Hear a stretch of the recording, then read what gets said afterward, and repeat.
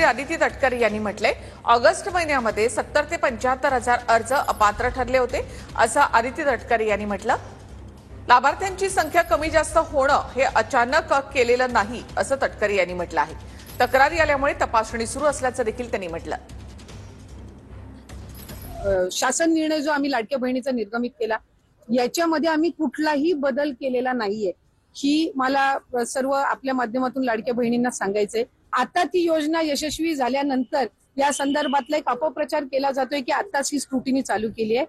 October मध्ये पण झालेली आहे, डिसेंबर मध्ये पण झालेली आहे, त्यामुळे सप्टेंबर ऑक्टोबर महिन्यामध्ये पण ही अशा पद्धतीची व्हेरिफिकेशन झालेली होती। आता आणखीन ऑक्टोबर नोव्हेंबर मध्ये काही कंप्लेंट प्राप्त झालेल्या आहेत, तर त्या संदर्भात ती सुद्धा सुरू आहे। आणि आम्ही कुठल्याही गरजू महिला आणि जी पात्र आहे योजनेसाठी तिला आम्ही कधीही लाभापासून महायुतीचं सरकार वंचित ठेवू।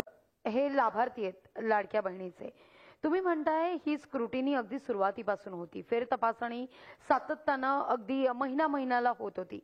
आता मात्र विरोधकांचं असं म्हणणं आहे ही स्क्रुटिनी केली जाते कारण या योजनांचा भार तिजोरीवर पडलेला आहे आणि त्यामुळे ते कुठेतरी बॅलन्स करण्याकरता म्हणून ही फेर तपासणी केली जाते आणि हळूहळू फेर तपासणी करता करता कालांतरानं ही योजनाच कालबाह्य ठरेल।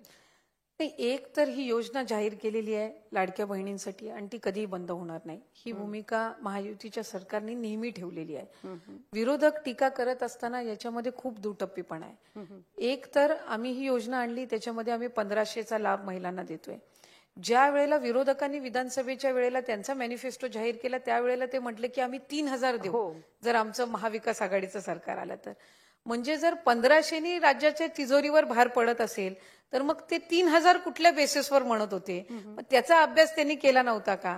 हा तर आम्ही विरोधकांना पहिला प्रश्न विचारतो। कारण 1500 ज्या वेळेला आम्ही ठेवले त्यावेळेला आम्ही 3000 ठेवू शकलो असतो, बट 1500 हे आर्थिकरित्या आणि ज्या वेळेला एखादी योजना आपण सुरू करतो त्यावेळेला ह्या सगळ्या बाबींचा विचार करून ती करण्यात येते।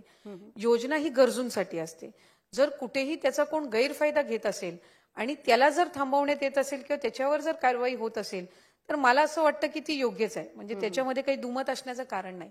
आणि आमच्याकडे वेळोवेळी जी काही प्रायमरी स्क्रुटिनी केली आहे त्यामध्ये किती लाभार्थी, किती महिलांनी फॉर्म भरले होते, किती योजनेसाठी पात्र होत नव्हते, ज्यांना त्याच वेळेला फॉर्म म्हणजे परमनंट रिजेक्शन करण्यात आलेलं होतं, हे सगळं सुद्धा विभागाकडे त्या वेळेला केलेलं आहे। त्याच्यामुळे असं दुटप्पीपणाने की ही योजना बंदच होणार आहे, जर बंद करायची असती तर आम्ही त्या पद्धतीनं ती क्रॉस व्हेरीफाय करण्याची सुद्धा हे केली नसती, मग अचानकच एकदमच बंद केली असती।